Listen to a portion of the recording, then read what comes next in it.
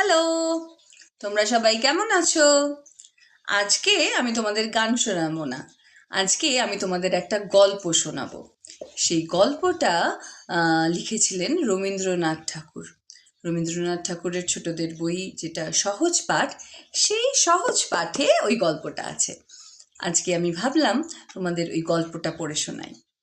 গল্পের নাম গেছো বাবা। উধো, কিরে, সন্ধান পেলি? গোবরা: আরে ভাই, তোমার কথা শুনে আজ মাস খানেক ধরে বনে বাদারে ঘুরে ঘুরে হাড় মাটি হলো, টিকিও দেখতে পেলুম না। পঞ্চু: কার সন্ধান করছিস রে? গোবরা: গেছো বাবার। পঞ্চু: গেছো বাবা? সে আবার কে রে? উধো: জানিস নে, বিশ্ব শুদ্ধ লোক তাকে জানে। পঞ্চু: তা গেছো বাবার ব্যাপারটা কি শুনি। উধো: বাবা যে গাছে চড়ে বসবে সেই গাছই হবে কল্পতরু, তলায় দাঁড়িয়ে হাত পাতলে যা চাইবি তাই পাবি রে। পঞ্চু: খবর পেলি কার কাছ থেকে? উধো: ধোঁকর গায়ের ভেকু সর্দারের কাছ থেকে। বাবা সেদিন ডুমুর গাছে চড়ে বসে পা দোলাচ্ছিল, ভেকু জানে না তলা দিয়ে যাচ্ছে, মাথায় ছিল এক হাঁড়ি চিটে গুড় তামাক তৈরি করবে।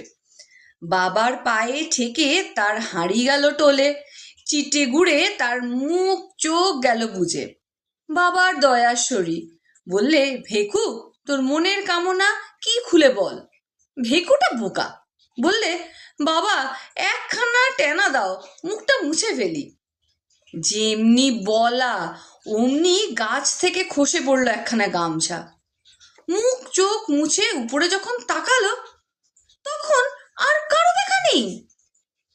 যা চাইবে কেবল একবার, ব্যাস, তারপর কেঁদে আকাশ ফাটালেও সাড়া মিলবে না।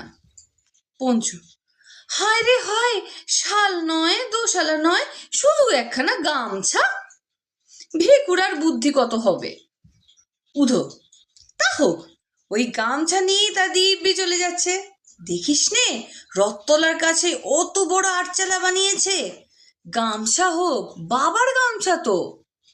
পঞ্চু: কি করে হলো, ভেলকি নাকি? উধো: হুদুলপাড়ার মেলায় ভেকু সেদিন বাবার গামছা পেতে বসলো, হাজারে হাজারে লোক এসে জুটলো। বাবার নামে টাকাটা, শিকেটা, আলুটা, মূলোটা চারদিক থেকে গামছার উপর পড়তে লাগলো। মেয়েরা কেউ বা এসে বলল, ও ভেকু দাদা, আমার ছেলেটার মাথায় বাবার গামছা একটু ঠেকিয়ে দে, আজ 3 মাস ধরে জ্বরে ভুগছে। ওর নিয়ম হচ্ছে নৈবেদ্য চাই 5 শিকে, 5টা সুপুরি, 5 কুনকে চাল, 5-6টা ঘি। পঞ্চু: নৈবেদ্য তো দিচ্ছে, ফল পাচ্ছে কিছু? উধো: পাচ্ছে বই কি, গাজন পাল গামছা ভরে 15 দিন ধরে ধান ঢেলেছে, তারপরে ওই গামছার কোণে দড়ি লাগিয়ে একটা পাঁঠাও দিল বেঁধে। ওই পাঁঠার ডাকে 4 দিক থেকে লোক এসে জমলো। কি বলবো ভাই, মাস 11 পরেই গাজনের চাকরি জুটে গেল। আমাদের রাজবাড়ির কোতোয়ালের সিদ্ধি কোটে, তার দাড়ি চুমড়িয়ে দেয়। পঞ্চু: সত্যি বলছিস? উধো: সত্যি না তো কি, গাজন যে আমার মামাতো ভাইয়ের ভাইরা ভাই হয়। পঞ্চু: আচ্ছা ভাই উধো, গামছাটা তুই দেখেছিস? উধো: দেখেছি বই কি, হটুগঞ্জের তাঁতে 1.5 গজ ওসারে যে গামছা বুননি হয়, চাঁপার বরণ জমি, লাল পাড়, একেবারে বেমালুম তাই। পঞ্চু: বলিস কি, তা সে গাছের উপর থেকে পড়লো কি করে? উধো: ওই তো মজা, বাবার দয়া। পঞ্চু: চল ভাই চল, খোঁজ করতে বেরোই, কিন্তু চিনবো কি করে? উধো: সেই তো মুশকিল, কেউ তো তাকে দেখেনি, আবার হবি তো হ, ভেকু ব্যাটার চোখ গেল চিটে গুড়ে বুঝে। পঞ্চু: তবে উপায়?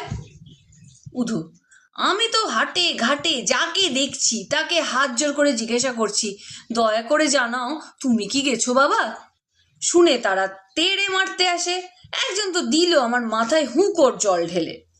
গোবরা: তা দিক গিয়ে, ছাড়া হবে না, খুঁজে বের করবই যা থাকে কপালে। ভিখু বলে, গাছে চড়লেই তবে বাবার চেহারা ধরা পড়ে, যখন নিচে থাকে চিনবার জো নেই। উদো: গাছে চড়িয়ে মানুষকে পরখ করব? কিরে ভাই, আমি এক বুদ্ধি করেছি। আমার আমড়া গাছ আমড়ায় ভরে গেছে, যাকে দেখছি তাকেই বলছি আমরা পেরে নাও। গাছটা প্রায় খালি হয়ে এলো, ডালগুলোও ভেঙেছে। পঞ্চু: আর দেরি নয় রে, চল, কপালে জোর যদি থাকে তবে দর্শন লাভ হবেই। একবার গলা ছেড়ে ডাক দে না ভাই, গেছো বাবা, ও বাবা, দয়াল বাবা, পারুল বনে কোথাও যদি থাকো লুকিয়ে, একবার অভাগাদের দর্শন দাও। গোবরা: ওরে হয়েছে রে, দয়া হলো বুঝি। পঞ্চু: কই কই রে, কই? গোবরা: ওই তো চালতা গাছে। পঞ্চু: কি রে চালতা গাছে, দেখছি না তো কিছু। গোবরা: ওই যে দুলছে। পঞ্চু: কি দুলছে? ও তো লেজ রে। উধো: তোর কেমন বুদ্ধি গোবরা, ও বাবার লেজ নয় রে, হনুমানের লেজ, দেখছিস না মুখ ভেঙাচ্ছে। গোবরা: ঘোর কলি যে, বাবা ওই কোপি রূপ ধরেছেন আমাদের ভোলাবার জন্য। পঞ্চু: ভুলছি নে বাবা, কালা মুখ দেখিয়ে ভোলাতে পারবে না, যত পারো মুখ ভেঙাও, নড়ছি নে, তোমার ওই শ্রীলেজের স্মরণ নিলুম।